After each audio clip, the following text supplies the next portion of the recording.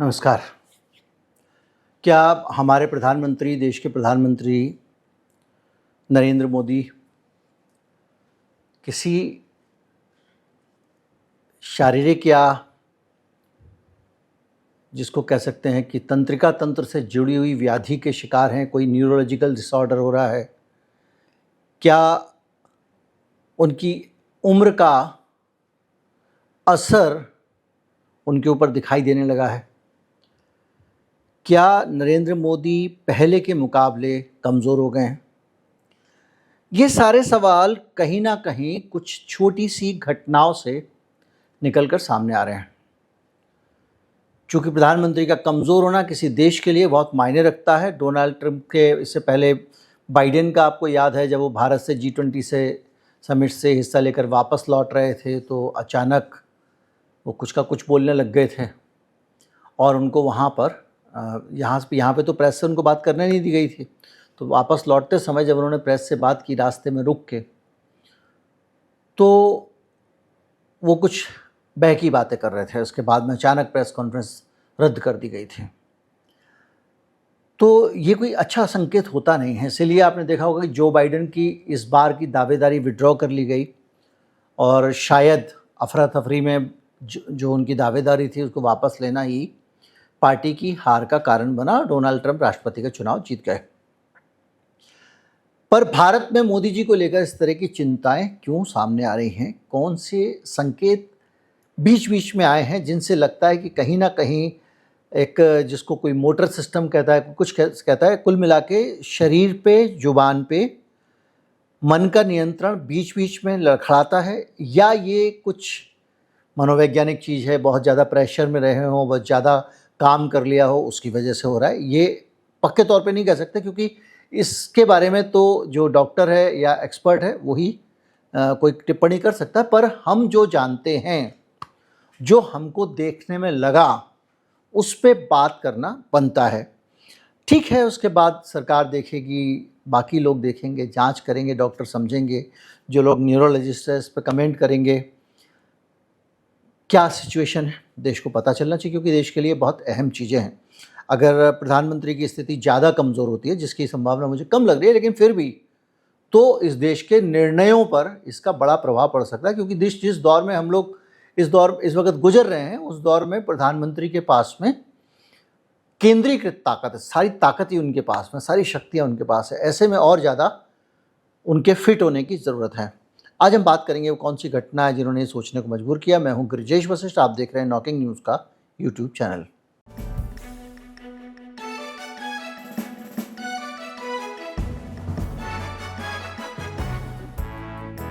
देखिए, ये पूरी चर्चा जो है दोबारा शुरू हुई अभी लाल किले के भाषण से।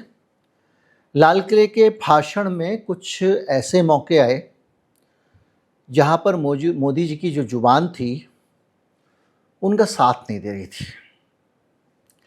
आप उसे हकलाना कह सकते हैं, आप उसे जुबान का लड़खड़ाना कह सकते हैं, या कह सकते हैं कुछ फंबन हुए, लेकिन कुछ समय के लिए उनकी डिलीवरी, उनका भाषण बाधित हुआ और एक आध वाक्य ऐसा था जिसको समझना भी मुश्किल था, क्योंकि उनकी जीभ बहुत ज़्यादा साथ नहीं दे रही थी।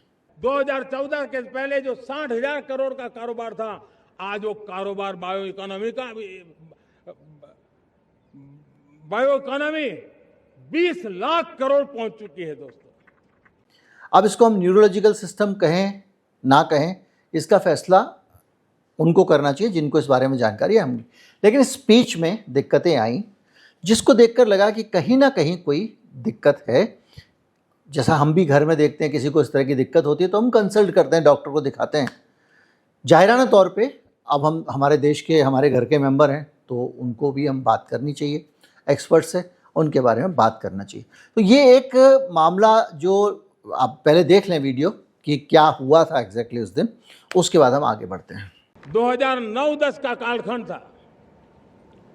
सिर्फ 25 लाख इलेक्ट्रिक व्हीकल हमारे देश में बिके थे।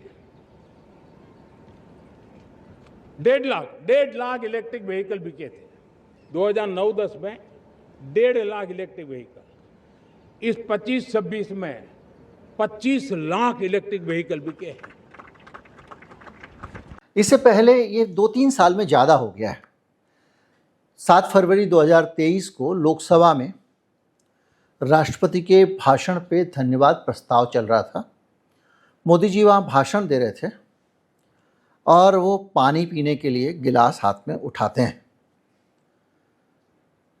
जब वो पानी पीते हैं तो उनका हाथ कांपने लगता है और उनका कांपना हाथ का अपने आप में बहुत सारे लोगों के लिए एक चिंता का विषय बनता है कि क्या कारण है।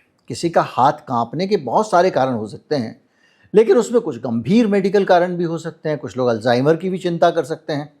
पर बहरहाल उनका हाथ कांपा था और वायनाड में बाकायदा 13 फरवरी को राहुल गांधी ने इसको महसूस किया, इसका ऑब्जर्वेशन का जिक्र किया और इसके बारे में उन्होंने बाकायदा आरोप लगाया कि मोदी जी का हाथ कांपता है वगैरह वगैरह जो भी है। लेकिन ध्यान गया कि कुछ शारीरिक तौर पे कुछ चीज़ें दिखाई दे रही हैं। इसके साथ ही 15 से 17 अप्रैल 2024 में मोदी जी एक इंटरव्यू दे रहे हैं ANI के ऊपर, और इंटरव्यू था जब चुनावी बॉन्ड को लेकर बहुत सारे आरोप लगे थे भारतीय जनता पार्टी के ऊपर। बहुत सारे ऐसी चीज़ें निकल के आई थी कि कंपनियों ने मोदी जी की पार्टी को चंदा दिया, उसके बाद में उन कंपनियों के ऊपर सरकार ने नरमी बरतनी शुरू कर दी। पहले वो बड़े मुकदमों में ED तक के मामलों में फंसी हुई कंपनियां थी, बहुत सारे मामले थे, वो पूरा किस्सा आपको पता होगा। पर जब वो जवाब दे रहे थे ANI के इंटरव्यू में, तब भी उनका हाथ कांपता हुआ दिखता है। जब उनका हाथ कांपता है तो फिर से ये बात उठी, इंडियन एक्सप्रेस ने, प्रिंट ने छापा, राहुल गांधी का फिर से बयान आया और ये क्या है, ये ट्रिमोर है, क्या है पता नहीं, पर दिखाई दिया। बार बार जब ये चीज़ जाती है, आमतौर पे जब बड़े डिग्निटरीज होते हैं तो अपने भाषण में कोशिश करते हैं चीज़ें दिखाई ना दें, पूरी मशीनरी, पूरा सिस्टम लगा रहता है, किन चीज़ों पे ध्यान ना जाए। इसके बाद अगर आ जाता है तो ये छोटी बात नहीं है। अगर आप जाएं 2025 में राम मंदिर का ध्वजारोहण हो रहा है 25 नवंबर को, और उस समय का वीडियो भी अवेलेबल है, मैं लगा देता हूं आपके सामने। सीधे सीधे उनका हाथ कांप रहा था। इसमें सबसे मजबूत कह सकते हो कि ये एक मोटर ऑब्जर्वेशन था। मोटर ऑब्जर्वेशन यानी शरीर का, ब्रेन का जो कंट्रोल होता है हाथ के ऊपर, उसकी कमी दिखाई दे रही थी। पर फिर कहूँगा हम एक्सपर्ट नहीं हैं, लेकिन एक नागरिक होने के नाते हम जितनी भी आलोचना करें, जो भी करें, हमारी एक चिंता हमेशा रहती है कि भाई हमारे प्रधानमंत्री हैं और उनको फिट रहना चाहिए। अगर हमारी आलोचना सुनने के लिए तो फिट होना चाहिए ना। इस तरह से बहुत सारे एग्जाम्पल 2-4 यहाँ पर आए हैं। अगर आप और पुराने एग्जाम्पल्स को इससे जोड़ना चाहें, क्योंकि जब ऐसा होता है तो बहुत सारी चीज़ें दिमाग में आती हैं, अच्छा ऐसा भी तो हुआ था, वैसा भी हुआ था, तो वो उतना क्लियर कट एग्जाम्पल लगते नहीं हैं। लेकिन फिर भी मैं उनकी तरफ ध्यान आपका ले जाना चाहूँगा कि वहाँ पर भी वो चीज़ दिखी है।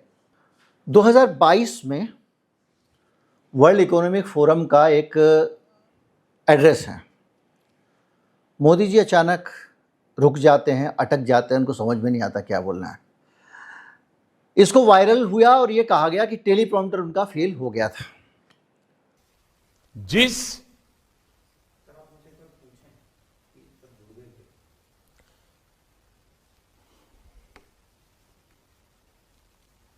क्लास ऑफ ठीक से सुना रहा है, लेकिन वो जो बोलते हैं कि आपको सुनाई दे रहा है सामने वाले वक्ता से, तब भी उनकी जुबान लड़खड़ाती है और फिर वो ईयरपीस एडजस्ट करते हैं, कुछ करते हैं, और फिर वो चीज़ों को संभालने के लिए अपने साथ में किसी से पूछते हैं सब जुड़ गया क्या, सब मतलब सब लोग कनेक्ट हो गए। और उसके बाद में वो टेक्निकल कम्युनिकेशन इशू ज़्यादा देखने लगा तो लगा कम्युनिकेशन इशू है, लेकिन सुनाई पड़ रहा है। इस टाइप की भाषा उन्होंने हिंदी वाली सामने एक फॉरेन डिग्निटरीज से बोली, बहुत सारी चीज़ें की, जिससे लगा कि कहीं ना कहीं मामला पटरी से उतर रहा है। इससे अलावा संसद में अडानी वाला मामला मैंने आपको बता ही दिया, और 19 में भी मिशन शक्ति में जब वो संबोधन कर रहे थे तब शेकिंग थी, लेकिन बहुत हल्की थी। तो मतलब 19 तक अगर आप जाएंगे और पीछे भी जा सकते हैं तो ये दिखता नहीं था आमतौर पे। पर ये पिछले 3-4 सालों में बहुत ज़्यादा हो गया है। अगर आप इसको देखें तो अभी प्रधानमंत्री जी का कार्यकाल 2 साल का ही हुआ है और 2029 में अगला लोकसभा चुनाव भारत में होगा। 3 साल उनको और सत्ता में रहना है और भारतीय जनता पार्टी के अंदर जिस तरह की बार बार बातें आती हैं कि उनके पीछे कौन, इसकी तैयारी आरएसएस कमरे में बंद होकर नहीं कर सकता कि हमने तय कर लिया कि अब उसके बाद में जाएंगे ना। आपको अभी से उस व्यक्ति को जनता के दिमाग में भी बिठाना होगा कि ये आदमी मोदी जी का विकल्प हो सकता है। तो ये जिस तरह से पैटर्न दिख रहा है, जिस तरह की चीज़ें दिख रही हैं, उम्मीद करते हैं कि कोई खराबी उस तरह की नहीं होगी, लेकिन जो दिख रहा है वो पैटर्न अगर बढ़ता है तो क्या 29 का चुनाव भारतीय जनता पार्टी मोदी जी के नेतृत्व में लड़ सकती है? ये एक सवाल मन में आता है। और सवाल ये भी मन में आता है अगर 29 का उनको नहीं लड़ना है तो अभी से कोई दूसरा कैंडिडेट आगे क्यों नहीं किया जा रहा है? और आप देख रहे हैं कि अलग अलग मौक़ों पे अलग अलग लोग जिनको अभी तक परंपरागत तौर पे माना जाता था कि ये मोदी जी के विकल्प होंगे, वो फंसते चले जा रहे हैं। अमित शाह जैसे, अभी देखिए आप पूरा का पूरा मामला जो कॉकरोच जनता पार्टी वाले, उस पर क्रूरता हुई विद्यार्थियों के ऊपर, बच्चों के ऊपर जिन्होंने प्रोटेस्ट किया, उसके बाद फंस गए। बहुत बुरी हालत हुई संसद में, वो बयान देने भी नहीं आए। कभी योगी के ऊपर उस तरह की चीज़ें हो जाती हैं और अगर इस बार उत्तर प्रदेश के चुनाव से पहले ये घटनाक्रम हो रहा है, अगर योगी जी के ऊपर इसका असर पड़ा तो कोई ये थोड़ी कहेगा कि केंद्र के घटनाक्रम वगैरह हुआ तो योगी कमज़ोर कैंडिडेट हो जाएंगे।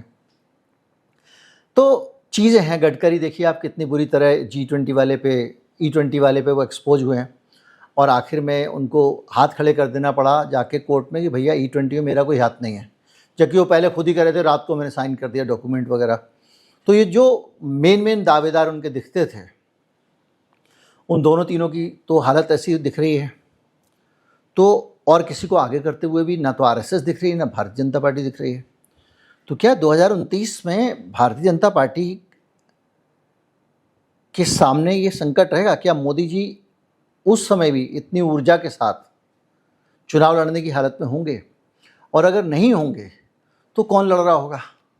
और ऐसे में एक डर और रहता है, खतरा हमेशा रहता है कि अगर लीडरशिप कमज़ोर है तो क्या एक कठपुतली प्रधानमंत्री जैसे हालात बनेंगे?